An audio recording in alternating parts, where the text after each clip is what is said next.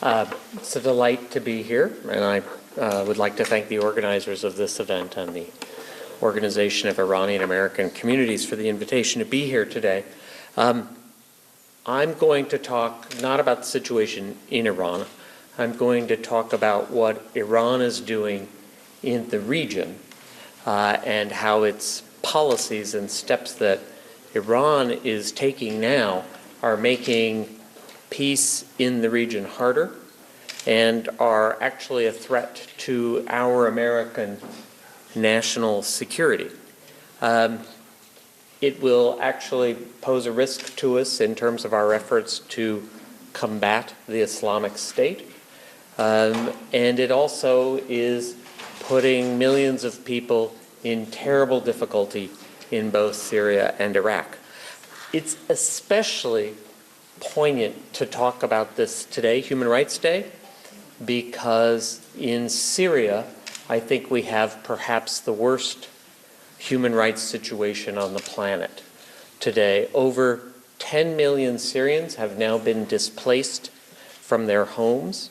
There are over 3 million Syrians that have had to flee Syria into neighboring countries, Turkey, Lebanon, Jordan, and Iraq. If you can imagine things being so bad in your home country, you take refuge in neighboring Iraq, but that is the situation. The Assad regime, whose principal ally is Iran, has used chemical weapons, sarin, poison gas, and chlorine gas on a scale we have not seen since World War I. And it is in violation of major international agreements to limit the use of chemical weapons. The Assad regime, backed by Iran, has done this. The Assad regime has dropped bombs from aircraft and killed tens of thousands of civilians across the country, destroyed hundreds of thousands of homes with the support of Iran.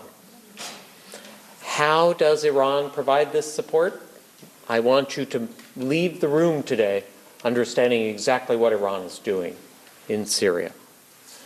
The first is Iran is giving money to an Assad regime that is now basically broke. This war in Syria has been going on for 4 years. The Syrian government is out of money, and the Iranians provide both cash and they provide oil, free, from Iran to a Syrian refinery in Homs. The Syrians basically captured all of the oil fields in Syria. So the Syrian government is entirely dependent on this help from Iran for its energy supplies. The Iranian government is also providing arms to the Syrian government, the same Syrian government that is using the chemical weapons I mentioned, is bombing civilians, as I mentioned, providing a lot of arms. Russia also provides arms.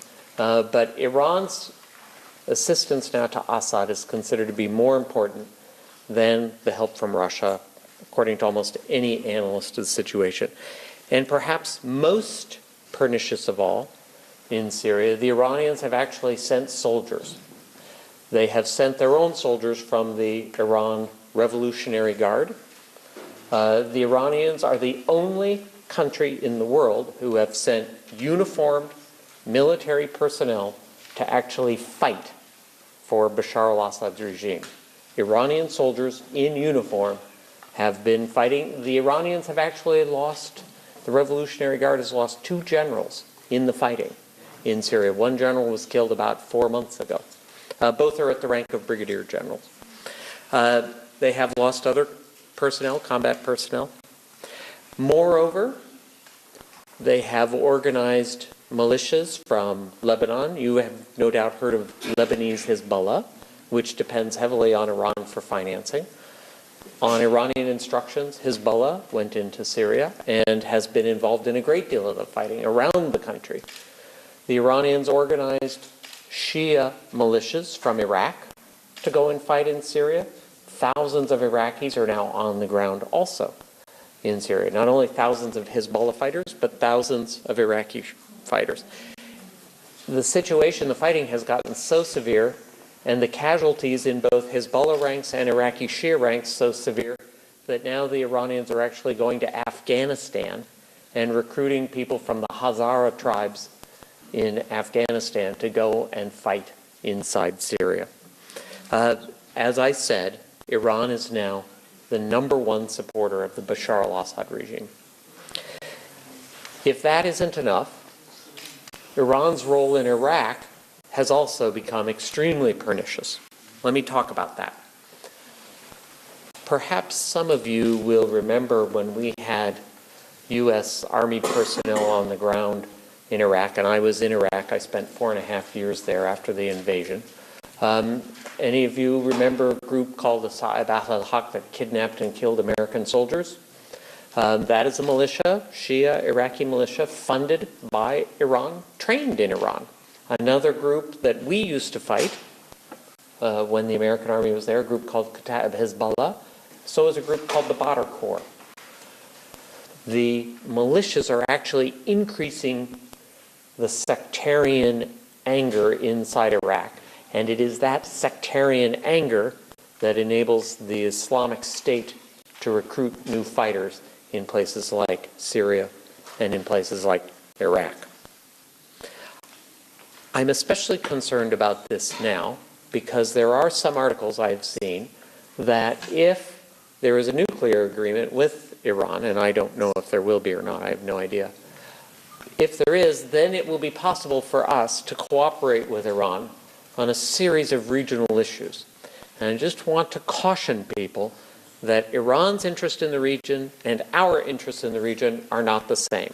President Obama and the administration, rightly, I think, have said that we can't fight the Islamic State, this awful organization and the terrible atrocities it has committed. We cannot fight it just with military means. There has to be a political solution. And yet, what I hope you understand from what I just told you in Syria and Iraq, the Iranians are not interested in a political solution with the opposition in Syria.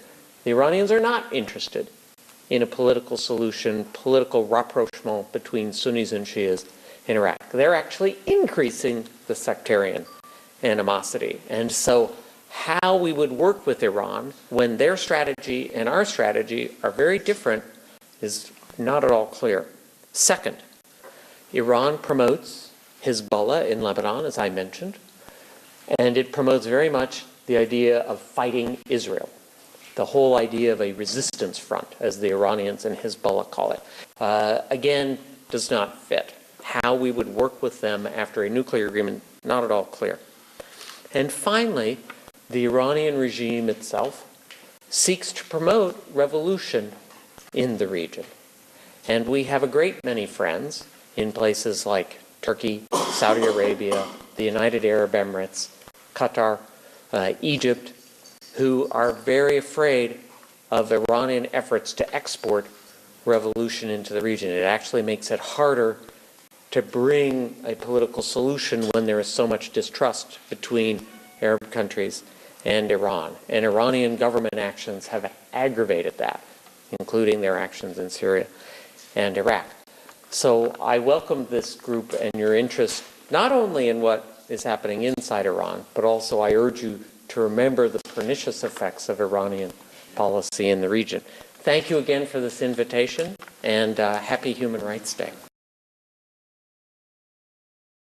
Thank you very much, Chairman. This is International Human Rights Day. In fact, this year, the UN has designated today as HR 365, indicating that every day of the year is Human Rights Day. Sadly, all of us in this room know that no day in Iran or Iraq is Human Rights Day. Iran today, as Mrs. Rajavi said, is covered in blood. Iraq, next door, thanks to the mullahs in Tehran, is also covered in blood. 5 years ago, when I was elected as chair of the delegation for relations with Iraq in this House, I was told by many officials and by ambassadors, your job is to cement good relations between the European Parliament and Iraq to build a good sympathetic relationship. Within a very few weeks, I exposed the fact that Nouri al-Maliki was a corrupt dictator, and I was told by many people in Brussels, you must shut up. You are rocking the boat. You will destabilize Iraq. And because Iran insisted and America and Britain backed the appointment, the re-election fraudulently of Nouri al-Maliki, you could even destabilize the nuclear talks in Tehran.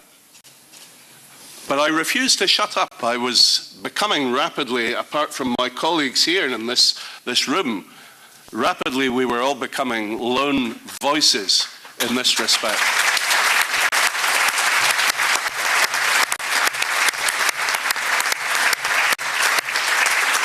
You know, Maliki called a press conference in Baghdad to accuse me of being an enemy of Iraq and a liar.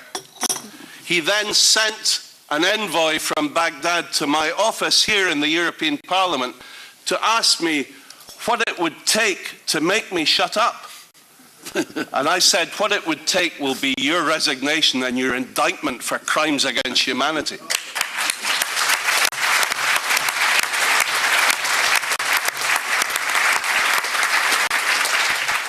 But you know, my good friend Howard Dean said that the West is plagued with a history of short-termism. And this is exactly what happened. 5 years ago, Maliki lost the election to Ayad Alawi by 2 seats. But Iran said, we have a red line against Ayad Alawi because he is always complaining about Iraqi interference in Iranian interference in Iraq. So we no way will allow him to become the Prime Minister. And America and Britain and Europe backed Iran and said, okay, we support Maliki to form a coalition and to take control. That was a short-term mistake, and it was a tragedy for Iraq, it was a tragedy for the region, and a tragedy for the world. Iraq is now a bloodbath. We warned again and again that this would happen, that there would be civil war. Now, Haider al-Abadi, the new Prime Minister, says that there are over 1 million armed militia, Shiite militia, active in Iraq, backed, financed, and very often led by the Quds Force from Iran, waging sectarian war on the Sunni population. And then the world says, why is it the Sunni tribes people in Anbar and Diyala are not standing up and fighting alongside the Iraqi army to get rid of ISIS? Because the Sunni people think that the Shiite militia are worse than ISIS.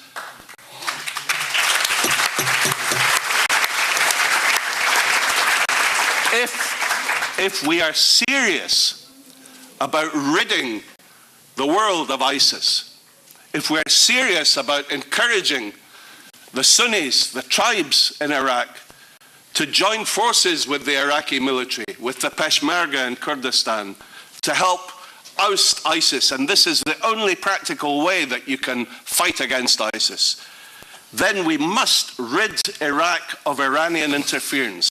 We must tell Haider al-Abadi, appoint again the generals who were ousted by Maliki because they did not support Iranian interference.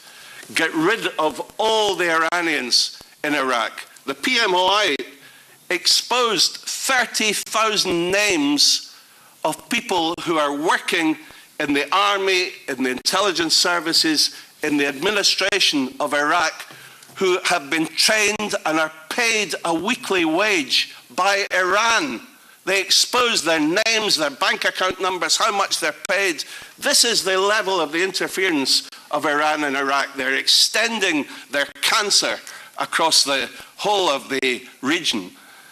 And 12 years later, since the PMI exposed the fact that they were developing nuclear weapons, you know, recently the World Bank denounced Iraq as having the worst governance of any country in the world. The Transparency International NGO denounced Iraq as having the most corrupt government in the world.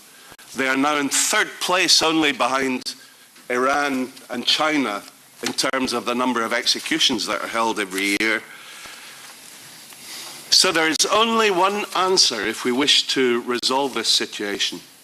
Tell Haider al-Abadi that the appeasement policy is finished, get rid of Iranian interference, back the tolerant vision of Islam that Mrs. Rajavi and the PMOI support, a vision of Islam that is contrary, completely counter to the fundamentalism of the mullahs in Tehran and completely counter to the brutal medieval vision of Islam that ISIS promotes. This is the way to bring democracy, justice, human rights, and gender balance, an end to executions, an end to torture, and an end to the nuclear proliferation. That is why I support Mrs. Rajavi and the PMOI, and that's why all of us are here today. Thank you very much. Thank you so much, Gerard. Dear Madam Rajavi, dear former colleagues and colleagues, I really wish you all the success. I think this is a cause we can never fail, and I am very confident that you will succeed. I was absolutely flabbergasted when I saw the Secretary of State of the United States congratulating the Iranian aviation for bombarding ISIS. Actually, what the Iranian aviation has been doing, and I have extensive personal reports on this, is that they have been barrel bombing entire cities like Tikrit, absolutely destroying everything and not allowing no civilian over there. Is this fight against ISIS? This is exactly the opposite. This is to give Sunni Arabs a reason to support ISIS. This is no fight against ISIS. And then we have in this last weekend, and dear friend Gerard, I would really like to call your attention because I was driving into Belgium, into Brussels, and I was listening to the Belgium Francophone radio, and then I was hearing, of this major success of the Syrian army in the airport of Dar ez-Zor. And, just as a footnote, they said, well, and actually the Syrian army chlorinated ISIS. I was taken aback, chlorinated. And yet, this was done last Sunday. The Syrian army once again used chemical weapons against their opponents, this time not against children, presumably in the surroundings of Damascus, as they have been extensively doing. There are hundreds of cases where they have been using these chemical weapons, but against ISIS. And not a word about that. Now, of course, in the name of ISIS, it's a fight against ISIS, but we all know how it works. Today it is ISIS, tomorrow it will be again, as it has been a lot of times, the children from Syria, from Iraq, from Lebanon, from Iran proper. And this is a crime against humanity. This is much worse violation of human rights than whatever else. So I would like to say to the United States administration, they should better not close their eyes in front of this. We should never allow this to happen. This is a big lie we are facing, that in the name of the fight against ISIS, we should allow all this. We should not. The fight against ISIS has to be done differently. Of course, with military means as well. No question about that. But the main thing is not there. The main thing is to understand the ideology, this fanatic ideology, that is coming out of Tehran. Tehran is really the center of this ideology. This is the main struggle, and I am very, very happy to be here with the most courageous, the most truthful people I've ever met in my political life. Thank you.